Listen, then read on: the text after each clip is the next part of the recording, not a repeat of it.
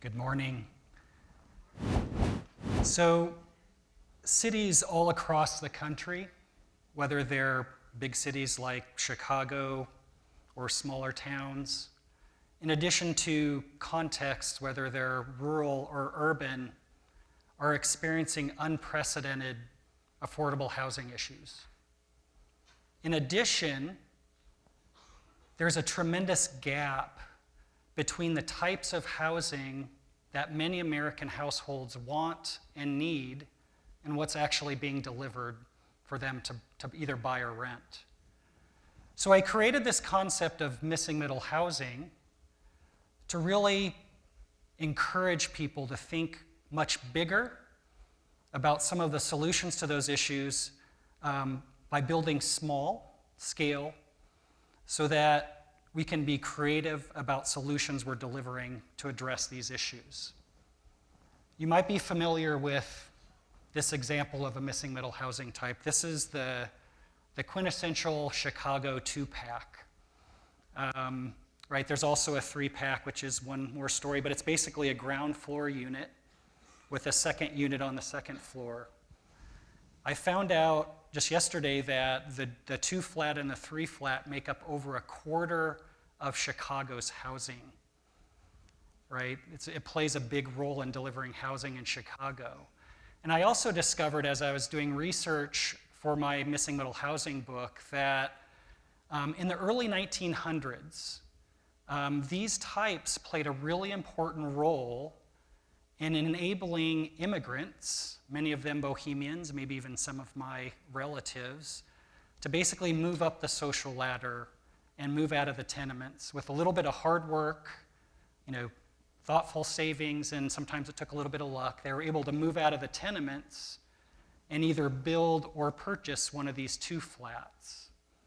And the way that it worked is the rent from that second unit that they leased out actually helped them pay the mortgage for that building. And they built equity, and it provided economic stability for that household. And some of them even went on 10 years later to then move into a bungalow neighborhood, right? Using that equity to sort of once again move up the ladder. There's a lot to learn from this type and sort of how missing middle played roles in Chicago and other cities all across the country. So I'm going to start first by just talking a little bit about the full range of issues that make it really important for us to be thinking more carefully about missing middle housing. So we have dramatically shifting household demographics. These are actually pretty shocking, even for me who have presented these many, many times. Over a third of our households are single-person households. Do you think that in the Chicago market or any of the other markets, the Bay Area market that I'm from, that a third of the households have been designed and built specifically for the needs of a single-person household? Absolutely not. They're also shrinking. By 2025, up to 85% of our households will not have children. Once again, imagine the impact that has on the types of housing that meets the needs of those sorts of households, just not delivering it. By 2030, 1 in 5 Americans will be over the age of 65. Once again, the percentage of the upper end of the aging population is growing. We need to think very carefully about how we're delivering housing for these folks. From 2005 to 2050, the Latinos will account for over 60% of the growth in the population. I can tell you that we were working on a planning project with a community in Central California, and we heard very strongly that community, the Latino community in this city, culturally chose to live multi-generationally. But they bought a single-family detached house on a cul-de-sac, not because that's what met their needs, but that's what was being delivered in that market. So how does that impact how we think about the future of housing? The second issue is starting in the 1940s and 50s, right? We had this mass exodus out of all of our cities. People started moving to the suburbs for various reasons. In the late to mid 90s, sort of early 2000s, we started seeing a shift. More and more people wanting to move back into the city. But it wasn't really until post-recession, about 2011, 2012, that we fully realized what the pent-up demand was for walkable urban living. And it caught developers off guard, it caught cities off guard. So millennials and boomers, the two biggest market segments in housing, the millennials are aged 25 to 34. 2/3 of millennials want to live in a walkable urban context. That's a lot of people. 1/3 of baby boomers, ages 55 to 64, want to live in walkable urban living. And I can tell you that research has been done in most cities. The overall housing market, only 10% of it is walkable urban living. Chicago's, it's higher, but in most places it's only 10%. So this is a pretty basic economic equation. I'm not an economist. High demand, low supply equals really high housing prices, right? We're seeing that all across the country, the impacts of that. So this whole idea of home ownership is becoming more and more out of reach for many American households who are really just struggling to make it day to day. And there's a lot of economic instability that's inherent in this. The American Housing Survey shows that over 1/3 of American households are housing cost burdened, which means that they're spending more than 30% of their income just on housing. And the scary part of that is if you also add transportation costs to that, a lot of those same households are spending over 50% of their incomes just on housing and transportation. So we need to be thinking differently about this.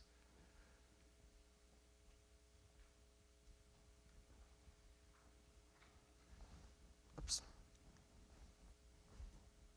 A topic that I spend a lot of my time on, and we do a lot of our work on this as well, is that shortly after all of those 2 flats and 3 flats were built in the early 1900s, as well as in all the other great neighborhoods all across the country that were built in the early 1900s, zoning was put in place, right? And the idea behind zoning was that we're going to define all of this area over here for only single-family houses.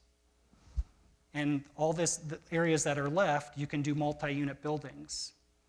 So that sort of complex, mixed housing environment that delivered great housing choices historically became illegal. This was sort of early 1930s into the 40s. And what's amazing about this is this very same system, the operating system, the foundation of this zoning is still in place. So you can imagine this camera is from 1930. If I handed you this camera and said, hey, can you take a selfie of us and sort of email it or Snapchat your friend and show us we're hanging out in Chicago, you'd think I was completely crazy, wouldn't you?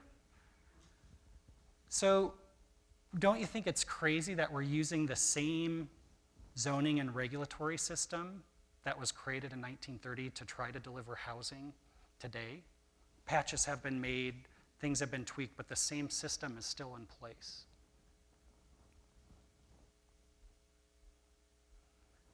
And one of the results of this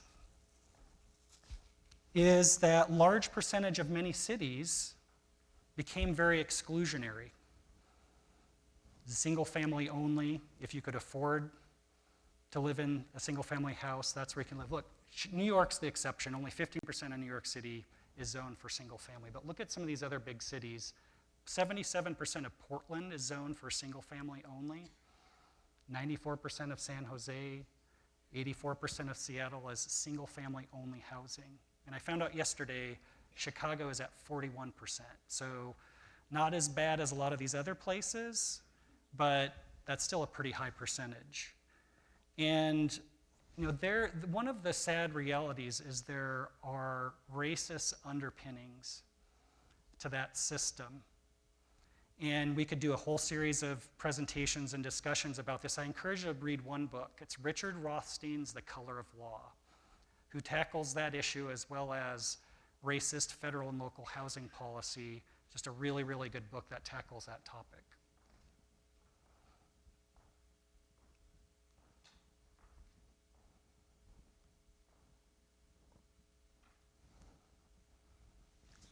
So what is missing middle? Let me talk a little bit more about how we define missing middle. So on the left-hand side of this diagram, your left-hand side, are single-family detached houses, right? Over the course of the last 80 years, we've set up financial systems, we've set up policy, zoning, planning, the development industries to deliver those. We know how to do that. We've done a really great job, maybe a little too good of a job delivering that. On the far right-hand side, we have the 5 to 7 plus story condos or apartment buildings. And over the course of the last couple of decades in particular, right, all of the systems have been put in place to deliver that scale of housing. It's all of these types in the middle, like that 2-flat that I showed you, the 3-flat, a 4-plex, courtyard apartment, bungalow courts, townhouses, right? A lot of townhouses in Chicago that fit into this missing middle classification. We've really stopped building these types, and there's a lot of barriers in place for the delivery of them, and we don't have the system set up to deliver them in mass quantities as well. So these are house scale buildings that just happen to have multiple units inside of them. So the missing middle is middle in 2 different ways. And the most important classification of middle comes from that middle scale. It is that scale between the single-family house and that big, somewhat intimidating, large apartment building. And it's the form and the scale and the type that we say needs to be reinforced most importantly, because in addition to delivering attainable housing for middle-income households, this can also respond to the needs of those shifting household demographics and the desires of them for new housing. The second aspect of the middle is that it can deliver affordability by design for middle-income households. And we usually define that, and it varies based on where we're working. It's about 60% of the average median income and above. Anything below would likely take some sort of a local or federal subsidy to make viable.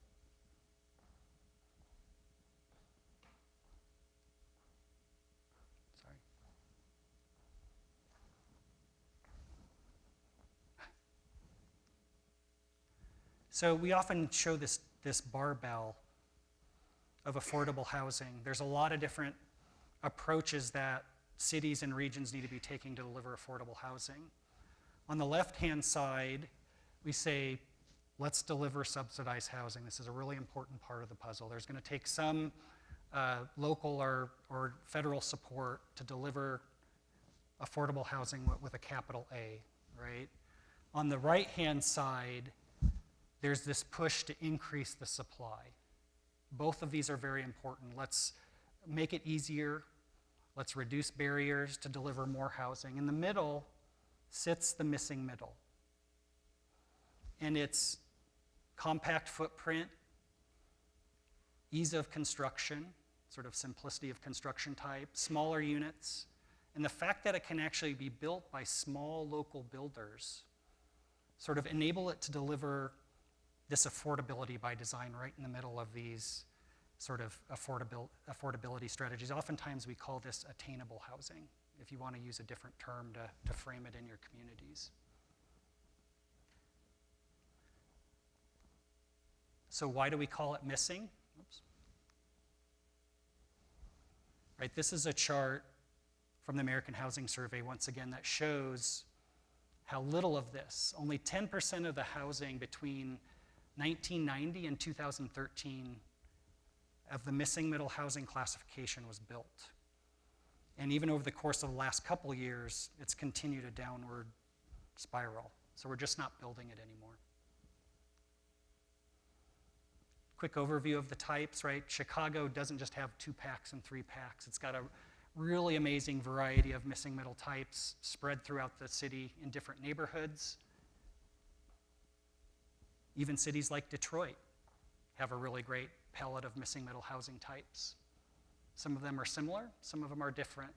Smaller cities like Winston-Salem, North Carolina, a little fourplex here, a little duplex, pretty amazing types. And these exist in every pre-1940s neighborhood in the country. We've yet to find a city that we've worked in, regardless of how small it is, that did not have missing middle housing in the neighborhoods built prior to the 1940s.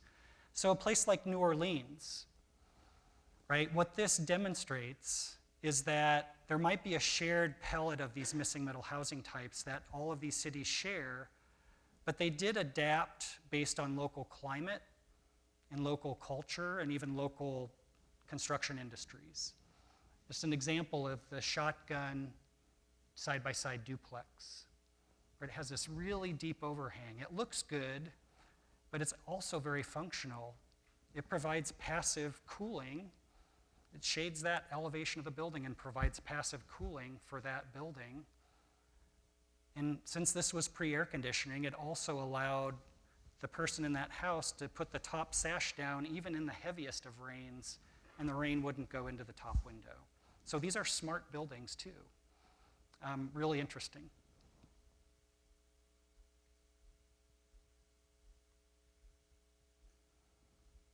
Just a quick overview of some more of these types. Right, once again, this 2-pack or the stacked duplex. Right, architecturally they can vary quite differently based on the region you're in or the city you're in. That type there is actually a duplex that I ride my bike by every day on the way to work. It's on a block that is mostly single-family homes, and you would drive or walk or bike by this many times and not actually realize it's multiple units. So that's part of the idea here of missing middle housing.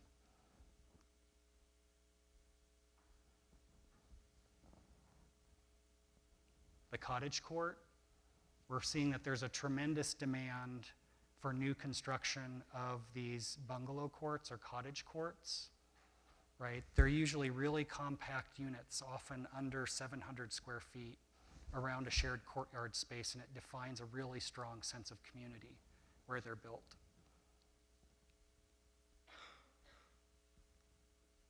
The fourplex.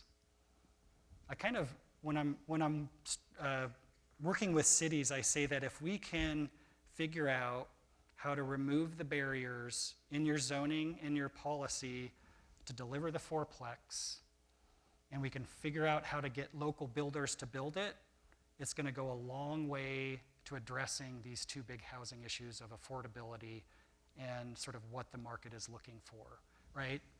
Looks like a house, has 2 units on the ground floor, 2 units on the second floor. Really basic concept, but a very powerful housing type. Townhouses, the 3-flat. This is an example from Boston, just a little bit different architecture. The small multiplex. Okay, and then the courtyard building. This is from my neck of the woods. Sort of when you think about, when a lot of people think about courtyards, they think about the beautiful Spanish Revival courtyard buildings in California.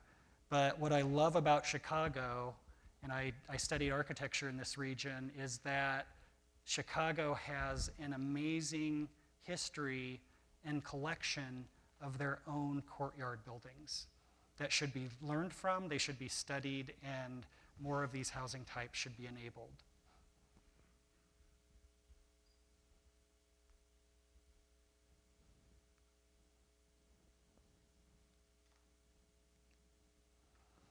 So, some of the characteristics of missing middle housing. First of all, these types function best and respond to the desires of the market most effectively when they're located in a walkable urban environment. Second of all, they're this house scale with multiple units, and what's important about this is there is a tremendous amount of community pushback in many, many cities across the country to any type of housing that's not single family. And missing middle has played a really valuable role in shifting that conversation away from sort of the idea of big buildings being the only solution to about these small, very intimate buildings providing choices in a way that's acceptable to those communities. And so that's been a really valuable piece of this. The third thing is they provide fewer parking spaces. And I like to use this Banksy mural, this famous Banksy mural from LA, to get people to think a little bit more creatively about parking.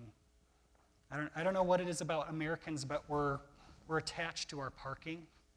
And there's often heated conversations and debates about trying to reduce parking or eliminate parking. 3 points, though. We have simply, every city in America is guilty of doing a better job of delivering spaces for cars than spaces for people to live, right? Just simply put. Number 2 is more and more people are choosing to live either a car light or a car-free lifestyle. So we need to respond to that. Number 3, many of these missing middle housing types are not physically possible on a small lot or economically viable on a small lot if you also try to get a bunch of parking on that site as well. So part of the way we can deliver this attainability, affordability, is by sort of thinking more creatively about, hey, on-street parking, that's okay. Or people are choosing to ride their bikes more, take transit more, and there's so many mobility choices that are available at everybody's fingertips today that we need to shift this conversation about parking so that it has less of an impact on the types of housing that we're delivering. So, how is the concept being applied? I guess I'm thrilled to say that the missing middle housing concept that I created has actually become an international movement of sorts. And I'm just super excited to see that. And, right, cities, neighborhood organizations, developers, decision makers, everybody's responding to remove barriers and to help missing middle get implemented. It's super exciting to see. And so let me show you some of the results. So the state of Michigan, in terms of getting this built, so almost probably 8 or 9 years ago, the state of Michigan took a really progressive move. At the state level, the governor said, we want to make place-based economic development a priority. And it seems very logical, but it's not the way economic development typically works. And so they shifted their mentality. We're going to think about how our small towns, our rural villages, our bigger cities focus on that placemaking to generate economic development. So they did a bunch of training for their staff, for the professions in the state. And the latest step is, it's really brilliant. It's actually making local jurisdictions partners to make the construction happen. So they're basically giving cities, whether they're 2,000 people or 2 million people, the skills to partner with local builders to make missing middle come out of the ground. So that's really exciting to see that.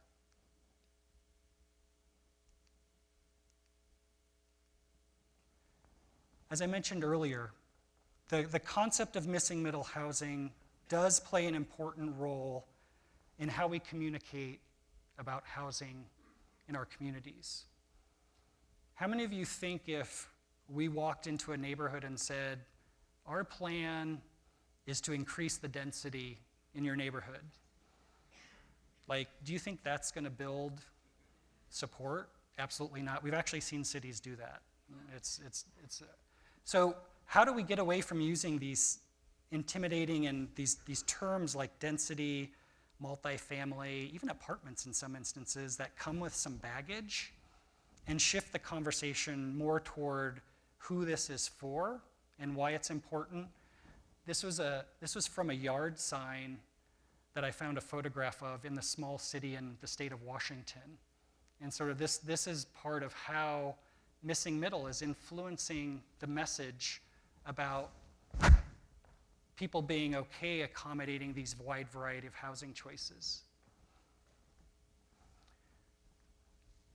A couple years ago, our AARP approached us. If you don't know who AARP is, I mean, there are 38 million members. And they have become advocates and champions for missing middle housing. And it's part of their livable communities effort. And they hired us, and we've been helping them communicate. We do sort of road shows, we do presentations, webinars, workshops. And at the point that AARP is sort of promoting this, like that's when you know that, number one, there's a need for it across the nation everywhere, and that there is a need to effectively communicate and educate all the different constituents around the country. So it's super exciting to be part of that. The city of Brisbane, Australia, they actually took our missing middle diagram and they adapted it a little bit, but they made their own version. But they did an online public engagement process that made it more of like an interactive game as they were thinking about the growth of the city and the challenge of household affordability they were having. And what's interesting about this is the options you can see here. You had to get to 1,000 units. You could use single-family homes, the missing middle housing types, or the mid-rise buildings to get you there. And so it was very educational to anybody playing that game about what the trade-offs were of a build-out that was all single-family, that would sort of put the affordability kind of off the charts, very expensive. It would sort of take up a lot of the green space. The travel time would be further because the pattern would go further out. So just a really great and effective strategy that uses missing middle as well as technology to effectively engage a community about growth decisions. I just encourage you to take a look at that. It's one of the most sort of advanced applications that I've seen of using technology for community engagement. It's also been a really amazing year for local policy and state legislation related to missing middle housing. The city of Minneapolis, just a couple months ago, adopted a policy that would allow up to 3 units on any lot in the city, including those that are currently zoned for single family. Right? That is a huge step for an American city to take. And it's very smart of them because I told them about 4 years ago if they didn't do something, they were going to be the next Bay Area.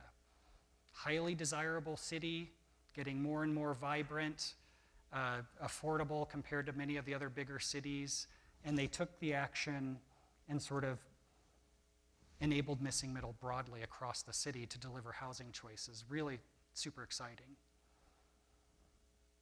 Not shortly thereafter, the state of Oregon adopted what's called House Bill 2001. Statewide allows up to 3 units on any lot on cities that are 10,000 to 24,000 people. So it basically eliminated single-family zoning statewide and allows up to 4 units on any lot in cities that are bigger than 25,000 people. So it's enabling missing middle.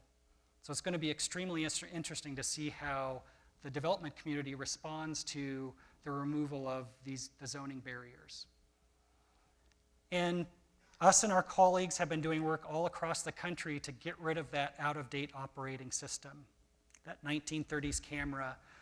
We've done work in Cincinnati to help put a strategy in place for urban revitalization of its walkable neighborhoods. It's been done in diverse places as Beaufort County, South Carolina, the island of Kauai in Hawaii, as well as Flagstaff, Arizona, and other cities across the country. So the zoning reform is starting to happen slowly, but it is happening.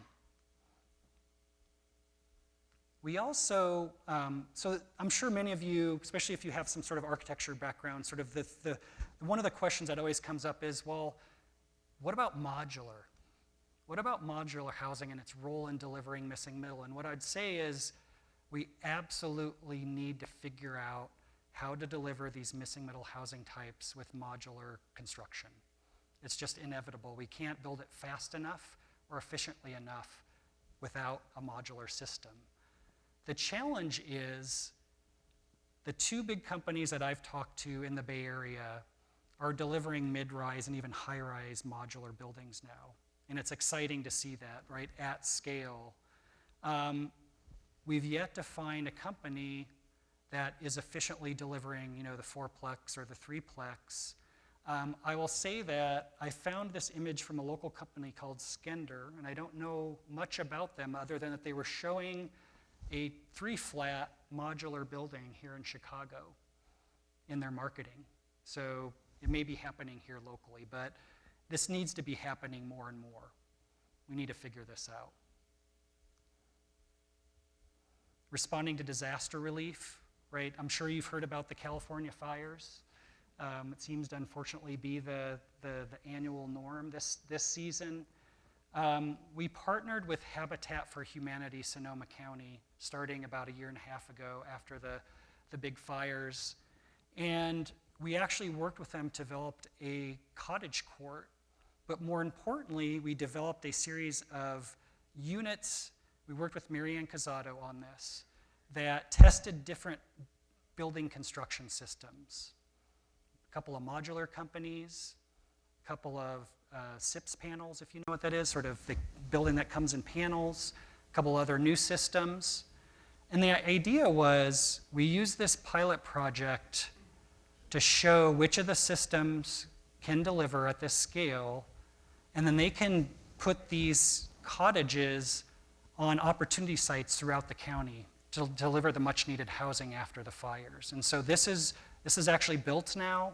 The residents have moved in, and it's been a huge success, and to the point where Habitat Sonoma is now thinking about putting up their own manufacturing facility to build these cottages because it was such a success. Revitalizing distressed neighborhoods. I think a lot of cities across the country, as an impact of the sort of migration out of the cities, sort of a lot of the neighborhoods never recovered. We worked recently with the city of South Bend, Indiana, the near northwest neighborhood, fairly close to downtown, on a revitalization strategy focused on missing middle housing. And so you can see here, over the course of the last 30 to 40 years, this neighborhood was in a dramatic state of decline. More than half of the lots are vacant, and every year, 2, 3, 4, 5 or more houses were torn down. And so the challenge is, even you could buy a house in this neighborhood for like 20 grand, but by the time you spent another 40 grand fixing it up, the money you spent was more than what the house was worth. So nobody would invest in the neighborhood. So the city very smartly said, could we use missing middle housing to encourage small local builders to start filling the gaps in this neighborhood? And so we worked with the Incremental Development Alliance. They ran pro forma testing of a full range of missing middle types, starting at a duplex and going up to I think it was a 6-plex, and showed that the returns would not be large to the point where you're going to encourage sort of larger national builders from coming in, but they were enough to encourage the small local builders to come in and stabilize the neighborhood using missing middle housing types, like the cottage court and a duplex or a 4-plex. So it was really exciting to find that out. And so we basically showed, what was interesting, there was a group called the Near Northwest Neighborhood Association. And they were the one group that sort of one by one over the course of the last 15 to 20 years were buying a house, getting federal funding, renovating it, and selling it as affordable housing. And now, as part of this strategy, they're going to actually start building missing middle housing. So it's super exciting to see that. In addition, the church that you see in the lower corner here jumped came to the table. They said, we want to help be a part of the stabilization of this neighborhood, and we want to be able to build affordable housing for the members of our parish. And so a lot has happened in a very successful strategy. I say a 25-year build-out with small local builders. This might be 35, 40 years, but the point is stabilize the neighborhood using missing middle because the economics work, and the city's in the process now of changing the zoning to make that happen. So really exciting. This is applicable, right? You could do this in neighborhoods in Chicago, neighborhoods in Detroit, like a really great strategy to promote urban revitalization. And then builders are also kind of shaking up the multifamily industry. This is a missing middle neighborhood that we planned in the Omaha, Nebraska metro. It's a complete walkable neighborhood that's a variety and mix of missing middle housing types. And I often tell people that if it's happening in Nebraska, and I can say this because I grew up in Nebraska, that it needs to be or should be happening everywhere else. First phase is built. The market is responding extremely well. Our client's super excited. He's building the second phase right now. So a good success story. So back to the two flat, right? There's some really important lessons learned from this and how these missing middle types functioned in cities historically. Number one, how can we think creatively about enabling more of these types, or maybe the renovation of these types, to deliver more attainable housing and maybe even open up the idea of home ownership to a broader range of American households and provide the economic stability that goes along with home ownership. Secondly is how can we think about missing middle types to respond to that growing demand for walkable urban living. I think what's great about this photo, one of the things I like about it is there's a little shopfront building on the right. Now it's been boarded up and it's now a housing unit, but that could be renovated into a office space, a coffee shop, a little market for the neighborhood, a community space. And that's really that's what walkable urban living is about, that sort of complex mixing of different housing types and different uses and environments. So missing middle can play a role in responding to that demand for walkable urban living as well. So a couple of quick references, resources. If you want to find out more about this, we launched a free online resource that's available at missingmiddlehousing.com. I just encourage you to go look at it. There's a ton of research and free resources and links to other work that other folks are doing on this website that I encourage you to take a look at. I'm just finishing up a book for Island Press on missing middle housing that will be available next spring, and I do believe it's actually available for pre-order right now on Island Press's website. I'd encourage you to look at. So this is a topic that I'm become an evangelist for and I'm really passionate about. And when we're working across the country or I'm doing these presentations or community workshops, I'm always looking for people who either are or want to become as passionate about this as I am.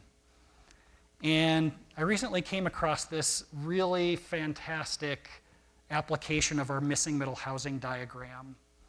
It's the early version of our diagram. This is neighborsformoreneighbors.org, right? This is really creative and really communicates a strong message. It's roses are red, Wunnerfs are cool. And if you don't know what a Wunnerf is, it's a really cool European street design with a mix of where the bikes and the cars and the people all mix together.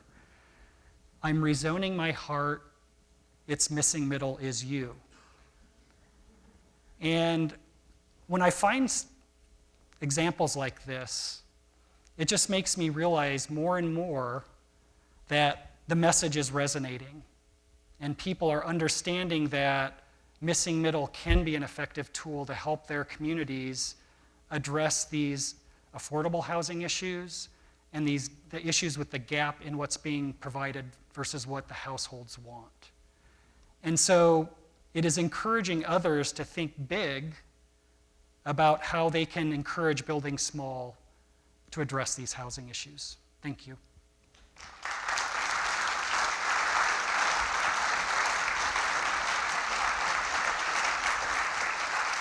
Thank you very much. We're going to go ahead and open it up for questions from the audience. Before we get started, a few things. Please make sure to speak clearly into the mic. Please keep questions brief, and please pose questions as questions rather than statements. We've got a couple of mics circulating around, so go ahead and raise your hand and we'll bring it to you. Why don't we start right back there, Kelly, in the, yeah.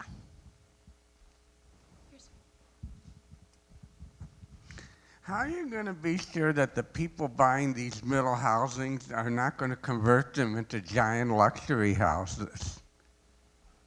Yeah, I mean, there's very little you can do unless you're developing a project through a land trust, for example, that can deliver permanently affordable housing to sort of, cities can't predetermine a price point. But part of this is we need to be delivering more. We need to be delivering a wider variety. And we need a system in place because our zoning system right now encourages large luxury units. Because if you have a zoning system that's based on a number of units allowed per acre or per square foot of lot, it's just, right? If a builder can build 3 units on a lot, they're not likely to build 3 of the smallest, most affordable units. They're likely to build 3 of the biggest, higher end units. So what we encourage through our approach to zoning is you define a desired scale and form, and if somebody wants to build a high-end duplex in it, they do that. But if they also want to build a 5-plex with smaller, more affordable units, you let them do that as well.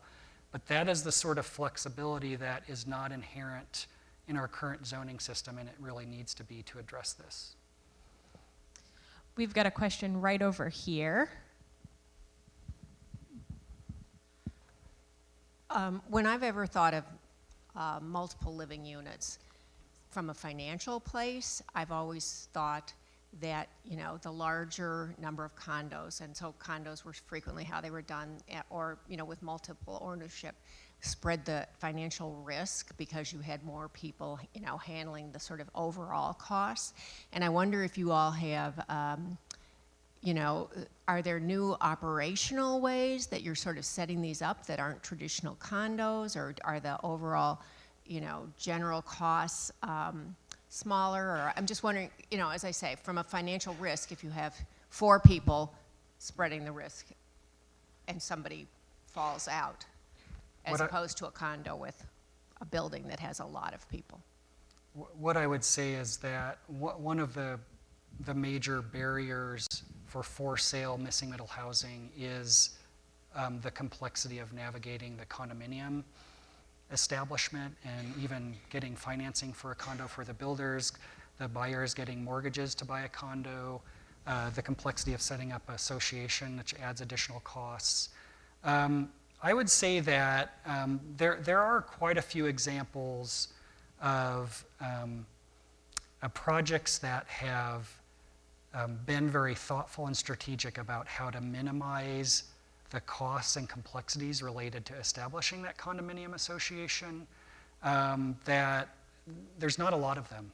I mean, that's the percentage of recently built missing middle that's for sale is really, really small.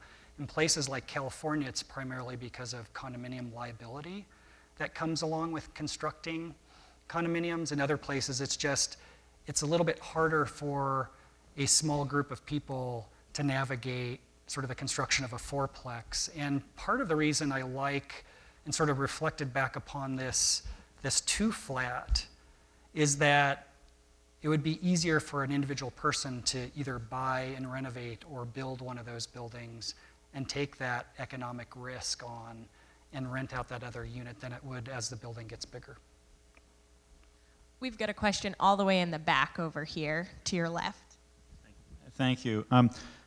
My address at my home has a walk score of 97 out of 100, and I love to brag about that, and I brag about Chicago in general. I'm deeply interested in what you're speaking of here, but it's also really kind of depressing because you're talking about building housing, but there's a whole lot more to go into walkable communities than that. and there's a much bigger battle to fight in terms of we still worship our cars to the point that communities tend to fight efforts to expand public transportation. We have Lyft and Uber, which have gutted public transit across the country. And if those were good ideas in themselves, it might be okay, except that they're basically Ponzi investment schemes. Then also, we have the issue of a whole community of, I'm sorry, well, Yeah, please ask your question. okay, I'm sorry. How do we, there's so much more of an educational process that has to go on in terms of transit and community businesses as opposed to products being delivered. How do we go about creating an environment that is much broader than just building fourplexes and two flats? Yeah, I mean, I definitely appreciate the thought and the question. There's definitely way more to delivering a walkable, transit-oriented neighborhood than just housing. I would absolutely agree to that. I would also agree that it's often an uphill battle in communities to be talking about walkability, talking about expansion of transit, talking about reducing parking requirements. I think the role of missing middle housing in particular is to build support for this diverse housing, but yes, there needs to be education and communication about all these other elements that do deliver that walkability. It's never an easy thing to do, but what we tell cities is the earlier you can start that conversation and begin to directly engage whatever pushback is coming, the sooner you will get to a certain point of agreement and be able to move the conversation forward. We've got a question right over here. Kelly's bringing the mic to you. What are your thoughts on micro condos and micro apartments as solutions? Yeah, sure. I will often show a slide with a micro unit in it. The missing middle housing, historically, a lot of the missing middle types had units under 1,000 square feet, a lot of times at 600 and 700 square feet, which doesn't necessarily classify as micro. Micro gets even smaller than that. I'm totally supportive of the micro housing movement. I think there definitely is an overlap between the micro housing and missing. You could build a sixplex with micro units, and I think it could fit really nicely into this concept. So I think it's being shown that there is a demand for it. It is providing sort of a price point, both in terms of purchasing units as well as renting, that is attractive to a large percentage of households. So I think it's an important part of the discussion. I would say that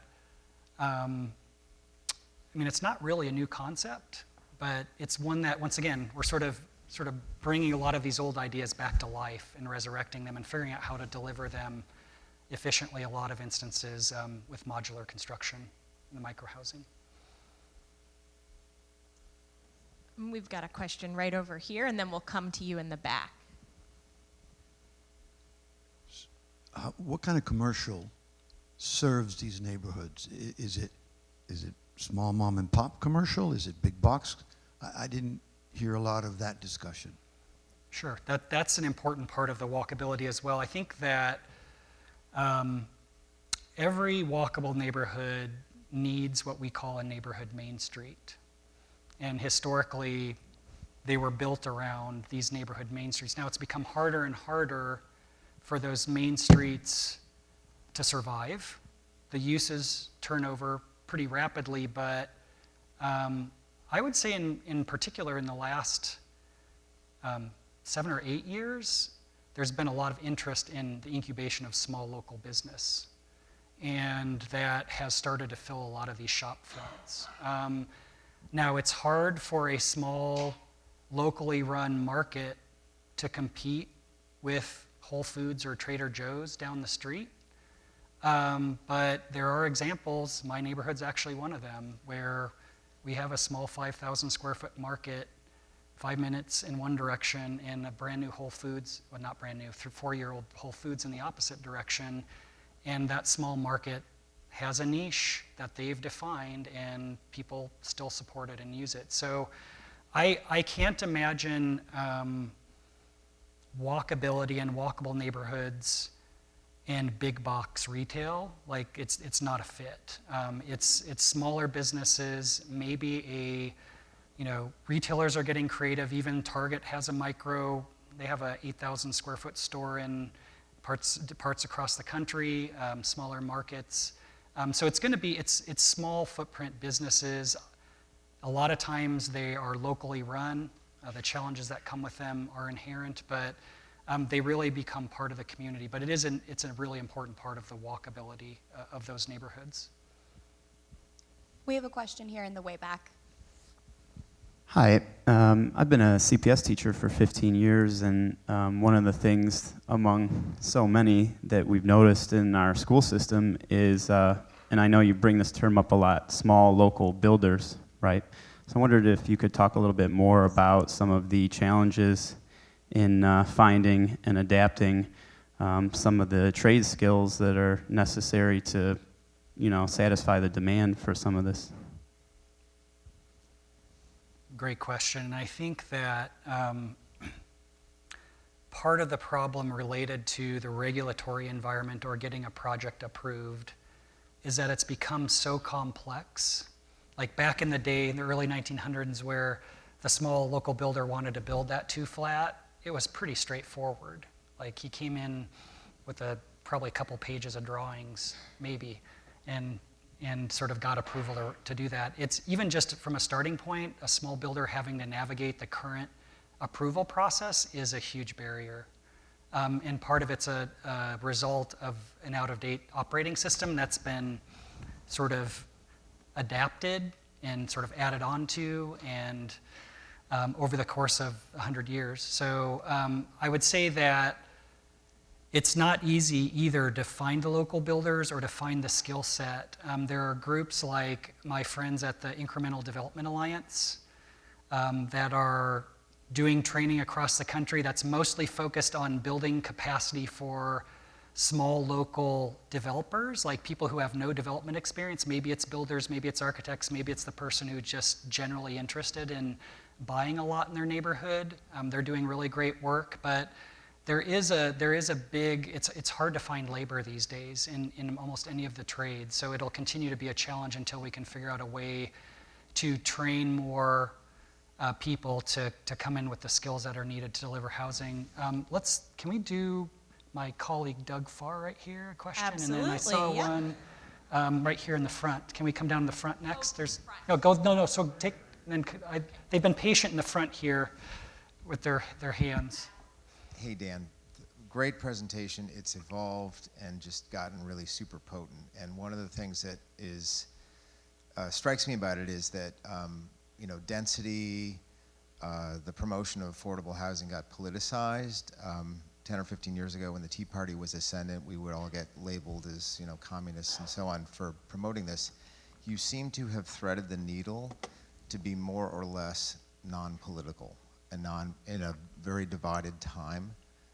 So congratulations on that. But I would love to know if you have lessons learned of having done everything perfectly right, made the case that the public wants this, it's an unmet need. It's almost like apple pie. But you've certainly had some failures, and so just what tripped you up, and what kind of any really advanced advice on how to talk about this, or where I'm going. That's it. Yeah, it is easy to sit up here and talk about all the victories. It is all of these, even the victories, are often very hard-fought battles. It wasn't just sort of a walk in the park, typically, to get from start to finish on a lot of these projects.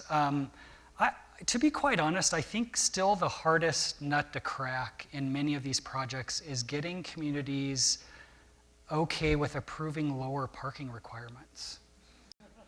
Like it's just kind of crazy to me to think that that's where we're at this point in our history, where we still, we can't let the market determine what parking they want within a housing project or another project. I mean, Don Shoup, right, the parking guru, calls parking requirements a pseudoscience. There was never any research done to establish those standards. one planner established them, and then everybody else in the country copied them, and we're still latching onto them.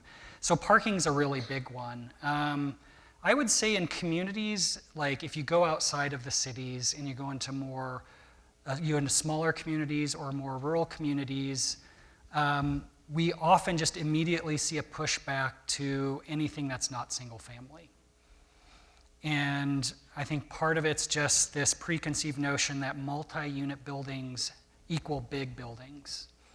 And they can't get their hands around the fact that, hey, look at this great example of the fourplex. It's a house scale, but has 4 units. It's just really hard just because of the way people have thought about these housing choices differently in the past. But I would say that, I mean, it seems super, super basic, but we've been extremely successful by simply creating posters that summarize the missing middle housing types, ideally using local or regional examples. And by taking those sorts of people that sort of are having a hard time up to these photographs, because inevitably, we told AARP this in this communication we're doing with them, is personalize the conversation. Like ask the person in the audience as well, have you ever been a renter? Have you ever lived in a fourplex? Inevitably, somebody, whether it be their child, their aunt, their brother or sister, either currently live in one of these types or did at some point in the history. You know, I would say that I think I'm surprised we haven't come further with zoning, and that we can't just step back as planners and say this system is broken. Form-based coding is an absolute great alternative, but it's still not throwing the old system out. It's kind of still tweaking the existing system. So I wrote a book on zoning reform now 10 years ago, and I would have hoped by now that cities all across the country were thinking more open-mindedly and effectively about changing their zoning, and that more practitioners across the country were doing the right thing and knowing what it would take to remove the barriers, and we're not there. We've barely moved the needle. And one other place where it's somewhat tangential, but I often show a missing middle affordable housing pilot project that the city of Decatur, Georgia, has been working on now for several years. The city bought the property, they hired a designer, they got the project approved, and about the time they were about ready to break ground, the state highway department came in and said, we're not going to allow you to do that driveway, put that driveway on your project because it's a state-controlled road in front of it. We need you to do a turn lane. We need you to build a turn lane to get into your driveway. And it would have taken up a third of the lot. So there's all of these completely irrational engineering standards, transportation standards, regulatory standards that we have in place, even infrastructure. That's the other challenge, is I don't usually talk about it because it's a really mundane technical topic that architects and planners talk about, but every municipality and the local sort of infrastructure entity, like it's really hard to get them to think in a way that you can enable these types of housing that we were building 100+ years ago. So, sorry, that was a very long answer, but there are still a lot of challenges, but we're chipping away at it. Unfortunately, we are out of time with the Q&A. I apologize to those that we couldn't get to. Thank you so much, Daniel.